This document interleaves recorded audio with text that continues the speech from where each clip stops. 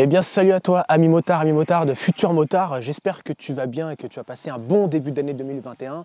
Alors je sais, j'ai pas été très présent sur la chaîne, mais j'ai publié quand même une petite vidéo d'1 minute 32 à peu près. Je me suis vraiment attaché cette fois-ci à travailler un peu plus la qualité des images, le montage, etc. Et à faire voilà, une espèce de décharge d'un maximum de positif pour toi en ce début d'année. Donc je serais vraiment ravi d'avoir ton retour constructif sur cette vidéo, donc n'hésite pas à aller la voir et à me faire part de tes retours, ça me fera toujours plaisir. Bref, aujourd'hui on parle de l'archive de la 125, on ne fait pas de test moto, mais cette fois-ci je vous fais un retour d'expérience, passé 1 an avec cette moto, la conclusion, un mot en résumé, bref, on parle de ce qui fâche ou de ce qui fâche pas, j'espère que ça va te plaire, c'est parti.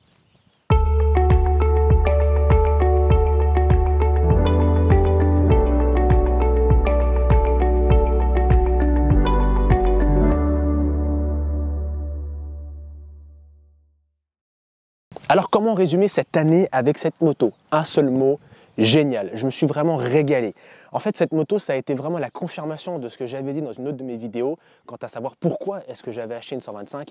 Et bah, en fin de compte, cette moto est la réponse à mes premières questions. Parce qu'au début, c'est vrai que j'avais passé le permis moto, donc j'avais une KTM, je l'ai toujours du reste. J'ai eu pas mal de pépins dessus, mais j'avais envie de tester le monde de la 125. C'est toujours quelque chose qui m'a tenté et j'avais vraiment envie de débuter, d'apprendre, d'avoir mes premières appréhensions sur une moto avec une 125. J'ai donc eu avec cette moto mes premières frayeurs, mes premiers délires, mes premiers grands trajets. J'ai fait un petit road trip de 400 km avec, où je me suis éclaté vraiment pour la balade, c'est top. Attention quand même les routes qu'on emprunte, on prend que les routes de campagne avec ça, on ne va pas commencer à aller sur l'autoroute. Donc évidemment cette moto, elle a ses limites. Évidemment il y en a qui vont me dire ouais mais avec une 125 tu n'avances pas, tu roules pas. Mais je veux dire pour quelqu'un qui peut avoir des craintes par rapport à la moto, par rapport à des motos plus puissantes, qui n'a pas forcément le budget, parce qu'il faut quand même pouvoir acheter l'équipement, pouvoir payer le permis de moto, ensuite pouvoir payer la moto à deux. Donc tout ça c'est un coût. Et si jamais voilà, tu as envie de te découvrir en moto, en 2 roues, mais que tu n'as pas forcément le budget ou quelques craintes, la 125 c'est vraiment le compromis.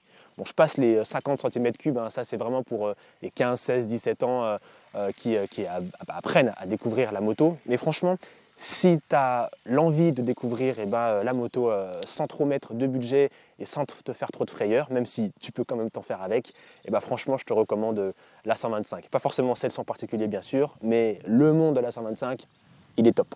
Alors en termes de retour plus particulier sur cette moto, je me suis vraiment éclaté. J'ai jamais eu de grosses frayeurs avec, mis à part évidemment quand il pleuvait beaucoup, les pneus ça glisse, mais ça j'ai envie de dire c'est propre à toutes les motos.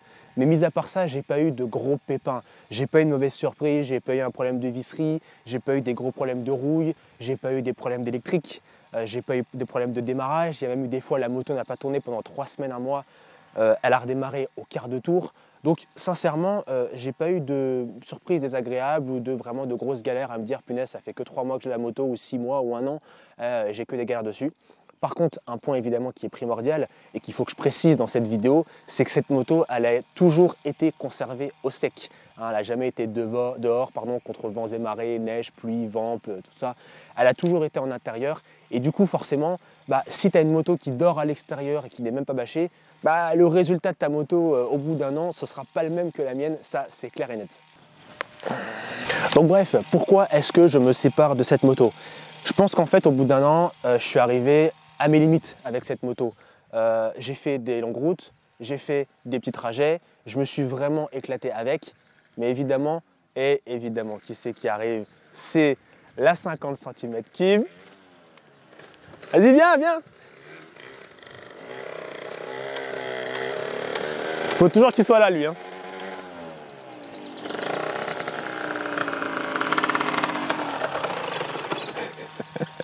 Voilà le retour de la 50, comme j'en parlais à l'instant. Je suis en plein tournage et tu viens me faire. C'est quand même dingue. Ça va? Ça va. Tu sais que tu seras dans la vidéo là? Ça sera pas coupé au montage. Bref, qu'est-ce que je disais? Je sais plus. C'est ça qu'on n'a pas préparé de texte aussi. Oui, pourquoi je m'en séparais? Voilà, c'est ça que je disais. Parce que je m'en sépare. Non, j'ai déjà fait ça, c'est bon.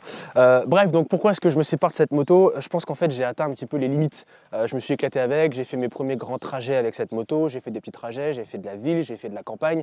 Et en fin de compte, je me suis rendu compte que voilà, ça pousse pas vraiment assez. C'est sympa hein, quand on va juste au boulot, c'est sympa quand on vit dans une grande ville et qu'on n'a pas besoin d'aller au-dessus de 70 km/h. Par contre, dès qu'on veut un peu s'éclater, aller en campagne, ça m'est même déjà arrivé de me faire doubler par une 50 cm3, donc je vous raconte pas la honte, n'est-ce pas?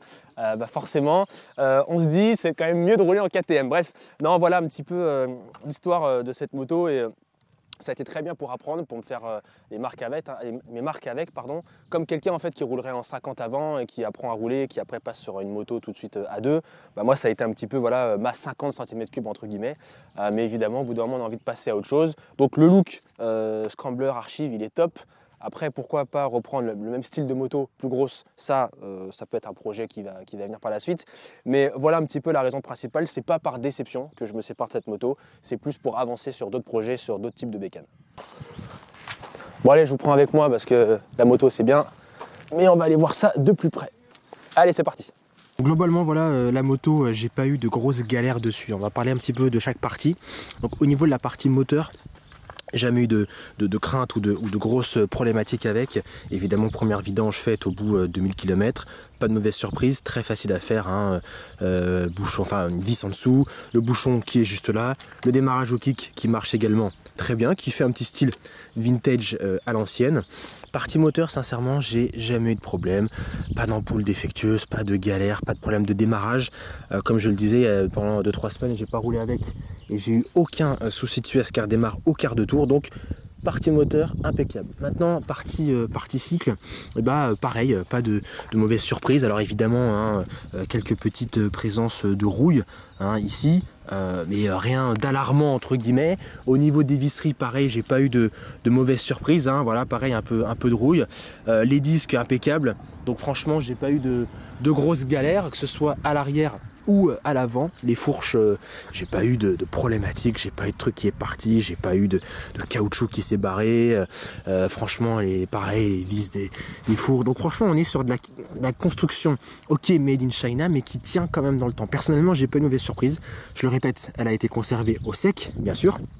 Mais mis à part ça, franchement, j'ai pas eu de grosses galères. En un an, j'ai rien eu du tout dessus. À part les roues, voilà, les cosses qui tiennent, je l'ai passé au Karcher, il n'y a pas eu de problème, il n'y a rien qui s'est débranché. Les cale-pieds, j'ai aucune galère dessus. La béquille, pareil, latérale qui coupe le moteur, j'ai pas eu de problème. D'électrique qui fait que le moteur se coupe en cours de route ou je sais pas quoi, aucun problème. Sélecteur de vitesse, pareil. Un petit peu de rouille présente, je vais vous montrer. Attends, où est-ce que je filme là, mon coco? Je suis perdu, voilà.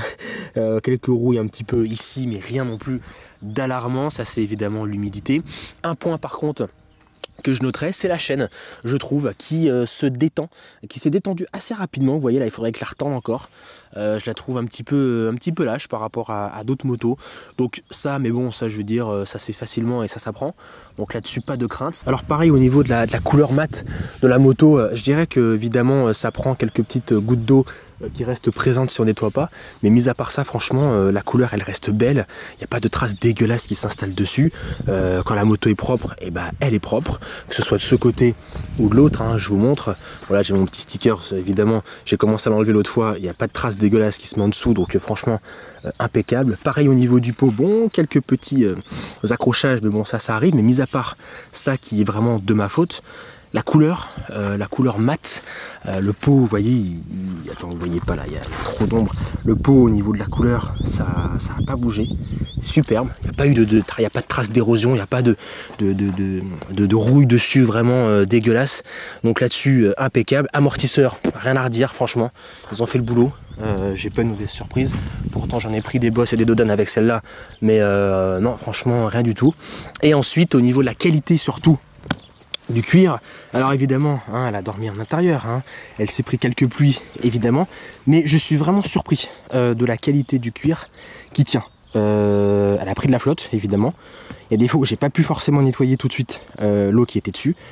Le cuir a pas bougé, franchement un très très gros plus pour Archive là-dessus, même au niveau des coutures. Alors je sais pas si vous allez le voir, je vous rapproche un petit peu. Au niveau des coutures, il n'y a eu aucun problème. Aucune galère, les coutures sont très très belles, elles n'ont pas bougé. Donc franchement, si vous avez une crainte par rapport à ce cuir, après une selle bien sûr ça se change, mais aucun problème là-dessus. Et maintenant à la partie électrique, rien du tout.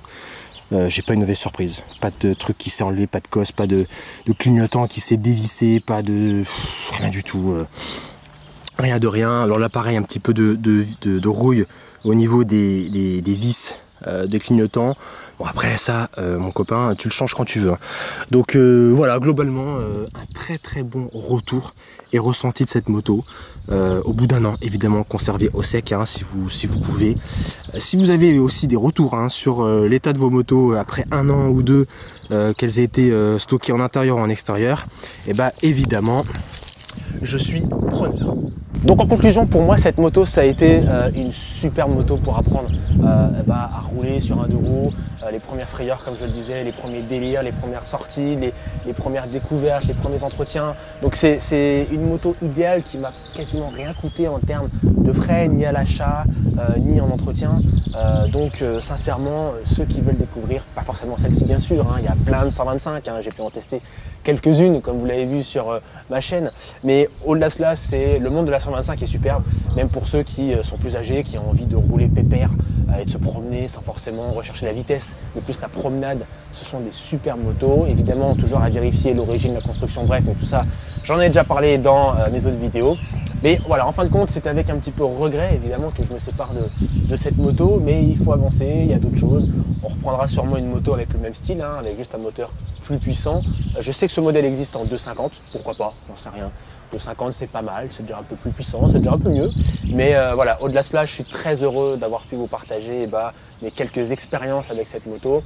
Il y en aura d'autres bien sûr. En tout cas, n'hésite pas à t'abonner, à liker cette vidéo si elle t'a plu, à me faire un retour constructif sur le fond ou sur la forme. Je te laisse sur quelques images, les dernières images de cette 125. Je te dis à très vite. Ciao, ciao.